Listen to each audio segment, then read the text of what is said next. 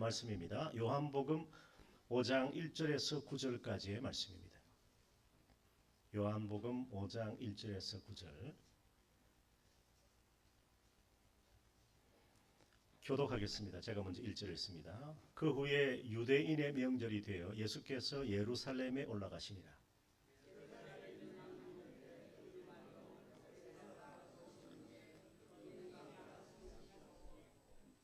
그 안에 많은 병자, 맹인, 다리 저는 사람, 혈기 많은 사람들이 누워 물의 움직임을 기다리니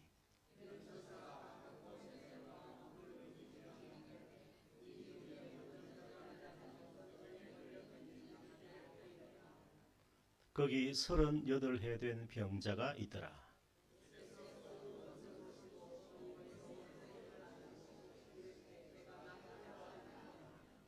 병자가 대답하되 주여 물이 움직일 때에 나를 못에 넣어주는 사람이 없어 내가 가는 동안에 다른 사람이 먼저 내려가나이다. 9절입니다. 그 사람이 곧 나아서 자리를 들고 걸어가니라. 이 날은 안식일이니. 아멘. 오늘 제목은 베데스다의 자비하신 예수님입니다. 원래 제목은 앞에 무자비한 베데스다의 자비하신 예수님 그런 뜻입니다. 한번 따라합시다. 베데스다의 자비하신 하나님 예수님. 베데스다의 자비하신 예수님. 예. 예수님은 갈릴리 가나에서 한 200km 정도 떨어진 우리 부산에서 대전 정도의 거리를 가셨습니다. 그래서 예루살렘 베데스다 연못으로 가십니다. 거기는 병고침을 바라며 물에서 잠시라도 눈을 떼지 못하는 매우 절박한 처지의 환자들이 모여 있었습니다. 오늘 본문 1절 말씀에 보면 그 후에 그랬습니다. 그 후가 언제냐면 요한복음 4장에서 예수님께서 갈릴리 가나에서 두 가지 표적을 행하신 첫 번째 표적은 물을 포도주로 만드신 구원의 표적입니다. 두 번째 표적은 병고침의 표적인데 병으로 죽게 된 왕의 신하의 아들을 말씀으로 고쳐주셨습니다. 왕의 신하가 예수님께 와서 긴급하게 요청을 하는데 예수님께서 말씀으로 원격 치료를 하셨습니다. 세상에 그런 의사가 있습니까? 우리가 병원에 가야 되는데 의사가 가만히 그냥 말로 진단하고 그렇게 고쳐주는 의사는 이 세상에 없습니다. 오직 예수님만 우리의 참된 의원이 되십니다. 그래서 이 두 번째 메시아의 표적을 행하신 그 후에 유대인의 명절이 되어서 예수님께서 예루살렘에 올라가셨다 그렇게 말씀하고 있습니다. 유대인들이 명절 이 신앙절기에 예루살렘 성전에 3번 올라갔습니다. 첫 번째는 6월절입니다. 6월절. 6월절은 430년간 종되었던 이스라엘 백성들 하나님께서 언약의 말씀대로 그 종되었던 억압에서 자유와 해방을 주신 구원의 사건입니다. 그래서 6월절은 곧 예수님의 십자가와 부활을 상징하는 것입니다. 이때 다 모든 우리 예배자들은 성전으로 올라가서 하나님께 경배했습니다. 두 번째는 따라합시다. 맥추절. 보리 수확의 첫 열매, 처음 솟은 첫 열매를 구별해서 흔들어서 드렸습니다. 흔들어서. 그래서 흔든다 해서 요제 그럽니다. 요제. 흔들 요자예요. 요동친다, 요도방정 그런 말 하잖아요. 요자가 흔들 요자예요. 곡식의 첫 이삭을 한 묶음 구별해서 높이 들어서 흔들어서 주님께 드립니다. 그래서 이 맥추절은 곧 성령 강림절을 의미합니다. 우리 세 번째가 이제 초막절입니다. 추수감사절이죠. 한 해 모든 수확과 결실에 대한 그 감사를 하나님께 드린 이 초막절의 추수감사절에 우리 성전에 올라갔다라는 것입니다. 그래서 예수님께서는 우리 요한복음에 의하면 예수님께서 6월절에 3번 성전으로 올라가셨습니다. 그래서 우리 예수님의 공생애가 3년이라고 말하는 이유는 요한복음에 그 해마다 지키는 절기에 3번 가신 것으로 우리가 확인할 수가 있는 것입니다. 그래서 2절 말씀에 보면 예루살렘에 있는 양의 문 곁 그랬습니다. 양의 문. 양의 문은 양들이 통과하는, 양들이 지나가는 작은 문입니다. 그 양들이 지나가는 작은 양문 곁에 따라합시다. 베데스다. 이 베데스다라고는 못이 있는데 연못입니다. 이 벳이라는 말은 집이라는 말입니다. 우리 컴퓨터 할 때 뭐 12바이트, 20바이트, 24바이트 그런 말 쓰잖아요. 그 바이트라는 말이 집이라는 말이거든요. 그래서 이 벳 하면 바이트, 집이라는 말입니다. 그다음 데스다 저 뒤에는 따라서 헤세드. 헤세드는 우리가 교회 다니는 분 다 아셔야 되는 중요한 언약의 그런 말씀이에요. 헤세드는 하나님의 은혜, 긍휼, 자비, 인자심 이게 헤세드예요. 헤세드. 우리 시편에 보면 이 헤세드가 굉장히 많이 고백되어지고 있습니다. 하나님의 은혜, 헤세드라고 하는데 이 바이트, 벳와 헤세드가 합쳐진 말이 무슨 뜻입니까? 결국 우리가 잘 이걸 보면 은혜의 집, 긍휼의 집, 자비의 집, 인자의 집 이런 뜻입니다. 이게 베데스다예요. 베데스다. 우리 밖에 나가면 베데스다 뭐 많이 있죠, 그죠? 베데스다 요양원, 베데스다 교회, 베데스다 집, 뭐 베데스다 뭐 또 많이 있습니다, 그죠? 그 베데스다가 바로 저기에서 나온 것입니다. 근데 거기에 행각이 5개 있습니다. 행각이 5개. 뭔가 지금 분위기가 음산합니다, 그죠? 예. 못이 있는데 행각이 있고 뭔가 분위기가 심상치 않습니다. 그래서 3절 말씀에 보면 이제 그 안에 저게 지금 베데스다 못입니다. 뭔가 굉장히 깊은 곳이죠. 깊이가 14m예요. 혼자 못 내려갑니다. 예. 여성들은 혼자 가기 겁나요. 뭐 연약한 분들은 더 말할 것도 없지만은 혼자 내려가면 뭔가 음산하고 좀 무서운 분위기가 나는 그런 곳입니다. 그래서 그 안에 많은 병자가 있는데 앞을 보지 못하는 사람, 다리를 저는 사람, 혈기라는 것은 피에 기운이 많은 사람. 누워서 물의 움직임을 기다리는데 이는 천사가 가끔 못에 내려와서 물을 움직이게 하는데 물을 동하게 하는데 움직인 후에 먼저 들어가는 자는 어떤 병에 걸렸든지 낫게 되미리라. 뭔가 좀 말씀의 표현이 좀 수상하지 않습니까? 예. 뭔가 미신적이고 수술적입니다. 그렇죠? 예. 저 깊은 못에 물이 요동칠 때 요동치고 난 뒤에 먼저 들어가면 된다는 것입니다. 마법 같죠? 그래서 제일 먼저 들어가는 1등만 낳는다는 이 치료는 은혜입니까? 자비입니까? 긍휼입니까? 인자입니까? 아무것도 아니에요. 예. 그건 뭐 예. 힘 세면 되는 거예요. 달리기 잘하면 되는 거예요. 그건 은혜, 자비가 아닌 거죠. 예. 그래서 자비의 집 베데스다는 이름에 걸맞는 긍휼과 자비가 없었습니다. 그래서 어둡고 깊은 곳까지 내려가기조차가 겁나는 곳인데 더구나 소용돌이 치는 사실 물이 움직인다는 것은 소용돌이입니다. 여러분 소용돌이에 들어가고 싶습니까? 예. 소용돌이 치는 물에 들어간다는 건 쉬운 일이 아닌 것입니다. 그 연못에 물이 움직인다. 이게 아무래도 추술적입니다. 그리고 천사가 가끔 내려와서 베데스다 연못 물을 동하게 한다는 것은 미신적으로 들리죠. 자비의 집이 마법의 집이 되어버렸습니다. 우리 성경에 천사 가브리엘이 있습니다. 천사 가브리엘은 소식, 좋은 소식을 전하는 천사장입니다. 엘이니까 장이죠. 미가엘은 전쟁에 관련된 신입니다. 미가엘 이름 뜻이 누가 하나님과 같으랴. 하나님을 대적한 자는 미가엘 천사장에 가서 혼내주는 겁니다. 그래서 이 하나님 나라의 국방장관이라고 하는 그런 직책이 미가엘에게 주어진 것입니다. 그리고 라파엘은 치료하는 천사죠. 라파, 여호와 라파에서. 그런 천사는 하나님께서 보내시는 것입니다. 그런데 여기 잘 보세요, 여러분. 가끔 내려오는 천사라면 정체가 뭘까요? 가끔 내려온대요, 가끔. 하나님이 보내신 것 같지는 않고 임의로 자기 마음대로 다닌다. 두루 다니며 산길자를 찾는 원수마귀처럼 그렇게 찾고 있는 것처럼 보입니다. 우리 고린도후서 11장에 보면 사도 바울이 이것은 이상한 일이 아니니라 사탄도 자기를 광명의 천사로 가장한다 그랬어요. 광명의 천사로 가장하니까 사람들이 다 속는 것입니다. 막 광채가 나니까 천사같이 보이니까 그렇게 마귀에게 사탄에게 속아 넘어간다는 것입니다. 그래서 이 세상에 주는 뭐 광명의 천사, 이 세상에 주는 매직, 마법, 주술, 미신 이것은 우리 인간에게 결코 소망을 주지 못합니다. 헛될 뿐이라는 것입니다. 베데스다의 그 병든 자들은 내가 먼저 연못에 뛰어 들어가야 치료된다는 이런 어떤 의미에서 허황된 믿음을 가지고 물이 동하기만 손꼽아 기다리고 있는 것입니다. 그런데 안타깝게도 이들의 소원과 간절함은 따라합시다. 부도수표나 다를 바가 없습니다. 하나님의 약속을 붙잡는 것이 아니라 뭔가 요행을 바라고 있기 때문인 것입니다. 사랑하는 여러분, 잘못된 믿음으로는 우리의 마음의 소원이 이루어지지 않습니다. 그러나 우리가 오늘 예수 그리스도를 믿으면 영원한 생명과 치료의 소망이 있음을 기억하시기 바랍니다. 그런데 오늘 5절 말씀에 보니까 이렇게 기록되어 있습니다. 같이 하겠습니다. 5절 시작. 거기 38해 된 병자가 있더라. 굉장히 절망적입니다. 1, 2년도 아니고 10년도 아니고 38년입니다. 인생이 겪는 깊은 좌절과 절망을 어떻게 해결할 수가 있겠습니까?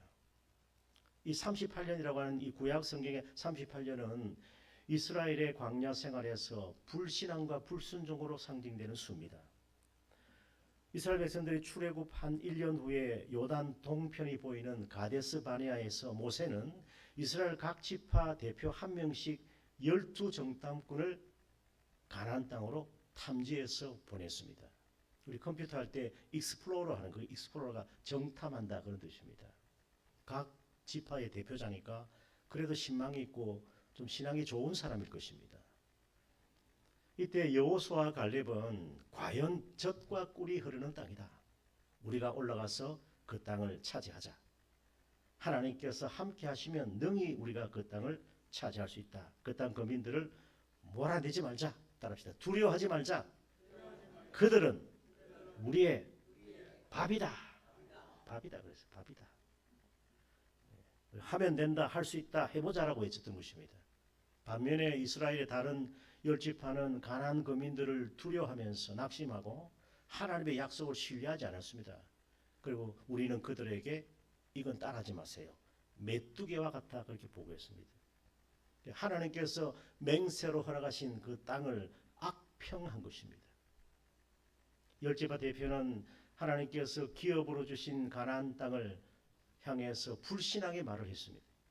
하나님께서 그 입의 말대로 38년 동안 그 백성을 광야에서 유리방황하게 만들어서 연단시킨 겁니다. 이런 의미에서 38년 된 병자는 이스라엘의 고질적인 질병인 불신앙과 불순종을 의미하는 것입니다. 죄악으로 병들어 스스로 일어설 수 없는 영적 이스라엘, 바로 현대 교회의 모습입니다. 현대인들을 상징적으로 우리 본문 5절에서 그리고 있는 것입니다. 38년의 고통과 아픔은 지금 우리가 처한 현실과 다를 바가 없습니다.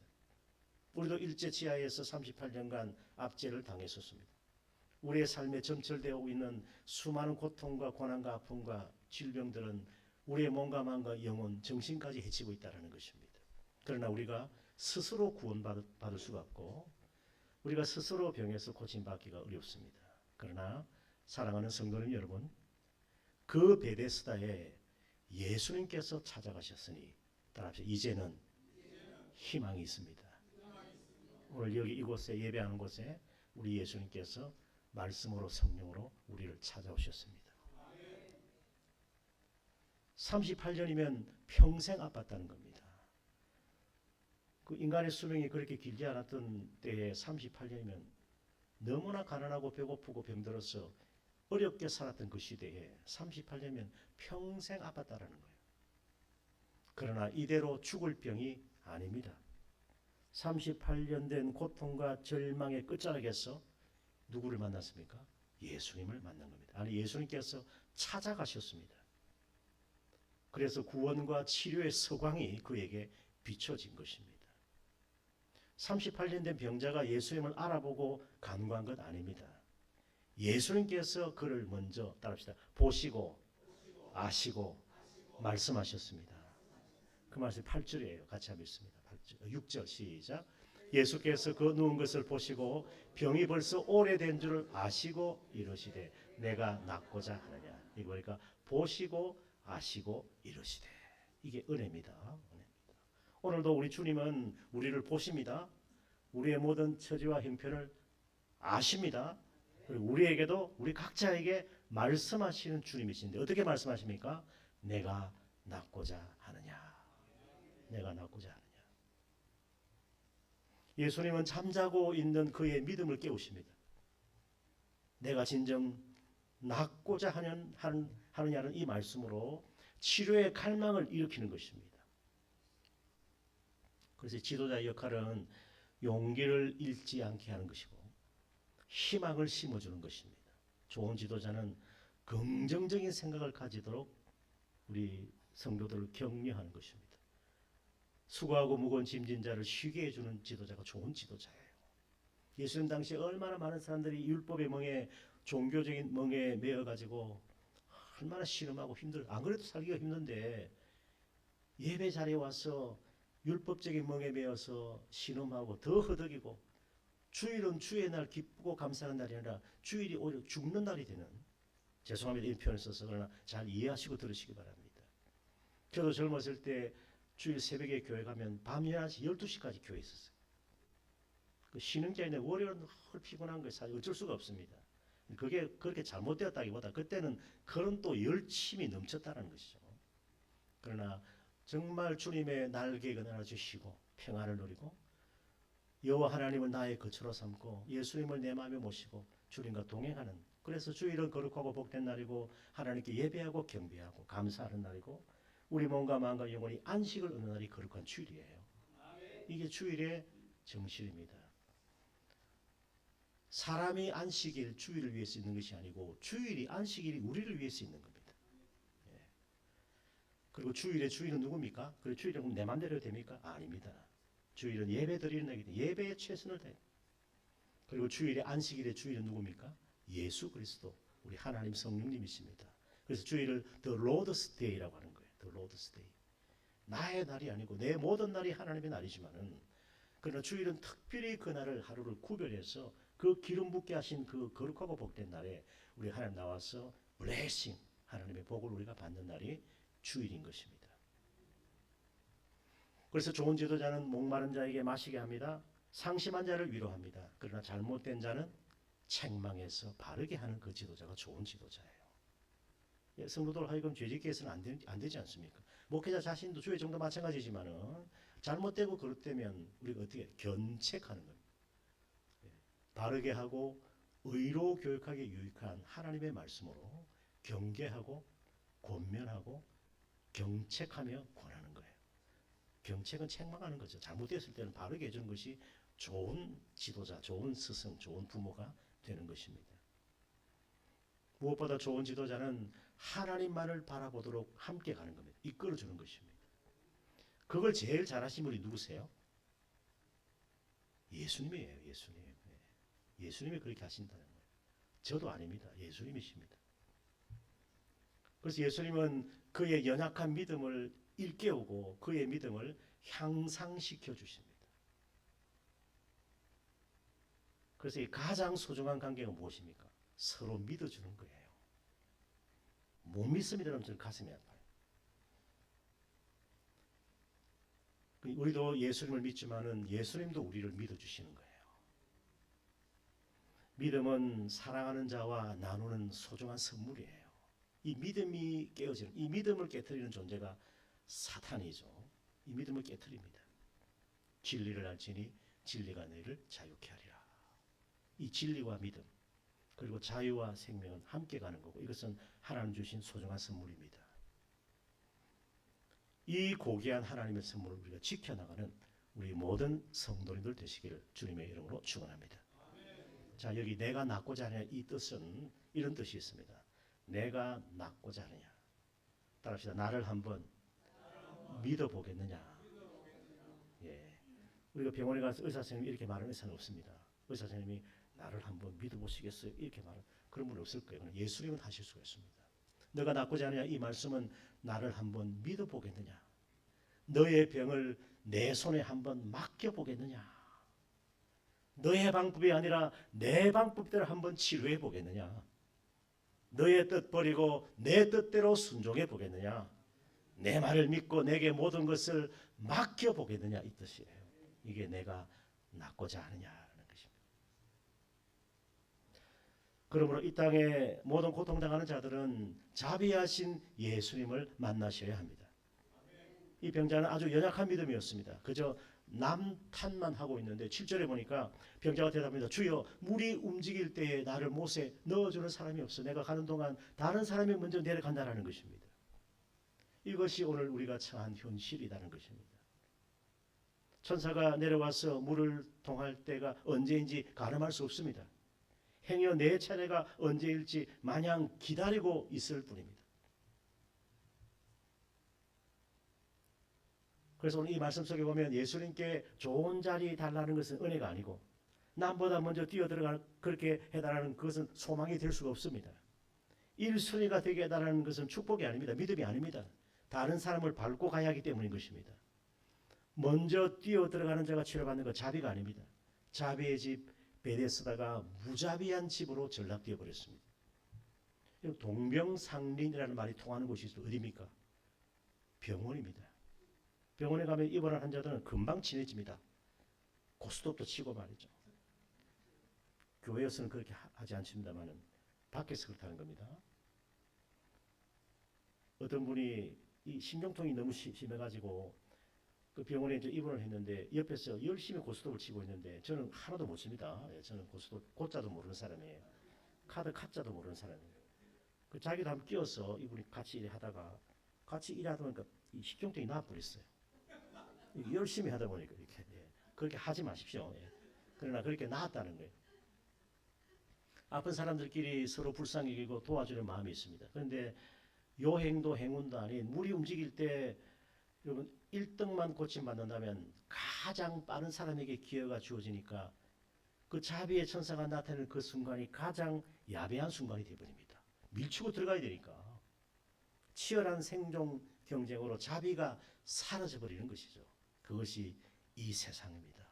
이 베데스다는 이 세상의 축소판입니다. 그리고 변질되고 소금의 맛을 잃어가는 교회의 축소판과 같다라는 것입니다. 이로써 그 어려운 환자들이 모여있는 자비의 집에 가끔 천사가 내려와서 물을 움직이면 소용돌이 속으로 가장 먼저 밀치고 들어가야 하는 것입니다. 그래서 예루살렘 베데스다는 이름값도 하지 못하는, 그래서 좌절과 낙심의 장소가 되어버렸습니다. 원망 불평으로 가득한 세상의 모습과 같습니다. 그래서 오늘 이 시대 이 땅의 베데스다 병원, 베데스다 요양원, 기도원 유명무실하지 않고 이름값하는 은혜와 자비의 집이 되어야 한다는 것입니다. 그런 이름 쓰려면 그래야 됩니다. 우리 교회는 예수님께서 계신 진정한 베데스다가 되어야 됩니다. 자비와 은혜가 넘치는 하나님의 집입니다. 왜냐하면 자비하신 예수님이 이곳에 우리와 함께 계시기 때문인 것입니다. 주님의 교회에 은혜와 자비가 없으면 강도의 소굴이 됩니다. 인간이 교회를 장악하고 기득권을 행사하며 연약한 자 무시하면 안 되는 것입니다. 그렇게 명성을 쌓고 그렇게 큰 교회도 말이죠. 가슴 아픈 일이 일어나지 않습니까? 오랫동안 제가 이런 이야기 하지 않겠습니다만은 너무나 가슴 아프죠. 그 새벽 기도로 그렇게 유명했던 교회에서 그런 일이 일어나는 것입니다. 그 자비와 은혜가 인자하심이 사라져버렸기 때문인 것입니다. 베데스다는 당시 변질된 구약 유대교의 종교인들을 상징하고 1등만 길러내는 이 세상의 모습입니다. 그건 자비가 아니죠. 한국교회는 자기 욕심을 버리고 값없는 은혜와 사랑을 실천하는 진정한 베데스다로 변화되어야 한다는 것입니다.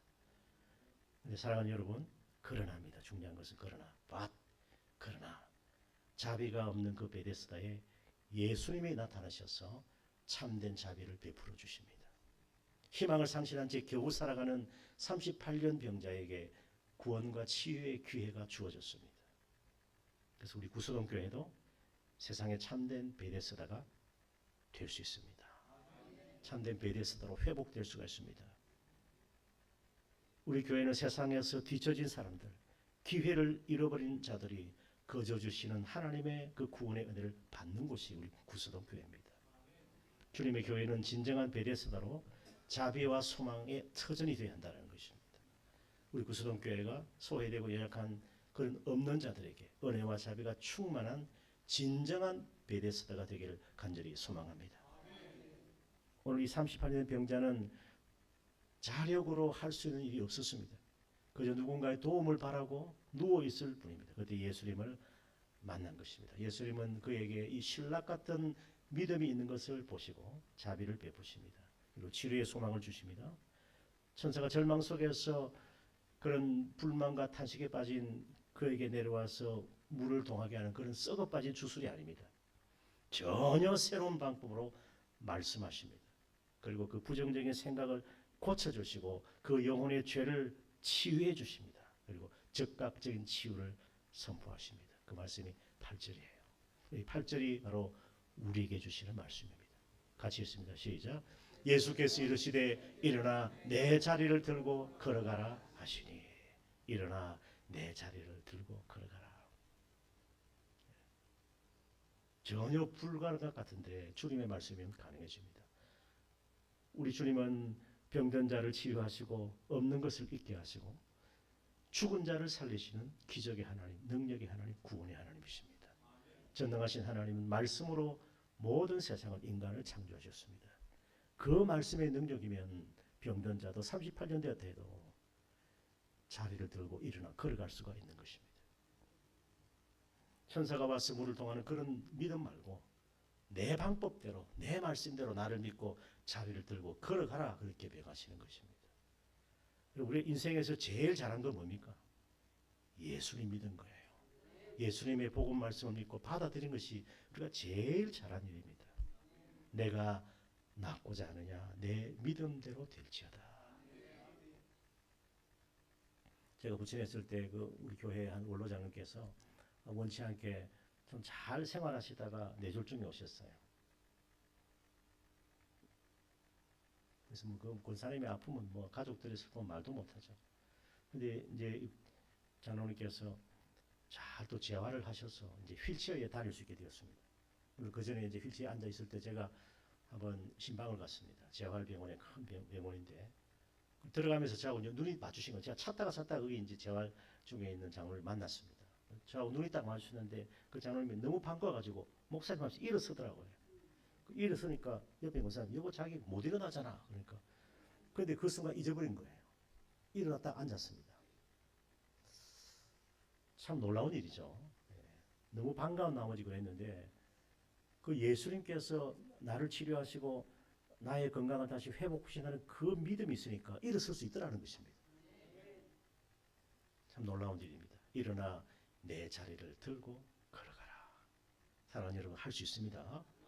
하면 됩니다. 주님이 함께 하시면 우리가 할 수 있는 것입니다. 우리 예수님 도와주십니다. 우리의 손을 잡아 일으키십니다. 우리에게 38년 된 고질적인 고통과 아픔과 어려움이 있습니다. 무거운 짐이 있습니다. 누가 대신 져주고 우리 모든 연약함을 질병을 누가 대신 담당해 주십니까? 우리의 죄악을 홀로 지시고 가신 갈보리 십자가 예수님만이 우리의 죄 문제, 우리의 질병, 오래된 고질적인 우리 고통과 어려움을 단번에 치료해 줄 수 있는 베데스다의 자비로우신 예수님이세요. 그 주님을 오늘 우리 예배 시간에 만나셨으니 이제 그냥 돌아가지 마시고 주님 감사합니다. 그리고 집에 가실 때도 예수님 모시고 집으로 함께 가세요. 성령으로 동행해 주십니다. 함께 해 주십니다.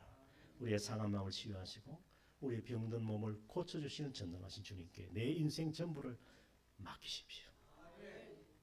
자비의 하나님은 인자하신 주님은 언제나 변함없이 그 약속하신 말씀대로 이행하시는 신실하신 주님이십니다. 오늘도 우리는 이 주님의 말씀을 믿는다면 우리도 능히 일어설 수가 있는 것입니다. 우리 9절 말씀 보십시다. 같이 9절 10절 시작. 그 사람이 곧 나와서 자리를 들고 걸어가니라. 이날은 안식일이니 유대인들이 병난 사람에게 이르되 안식일인데 내가 자리를 들고 가는 것이 옳지 아니하니라.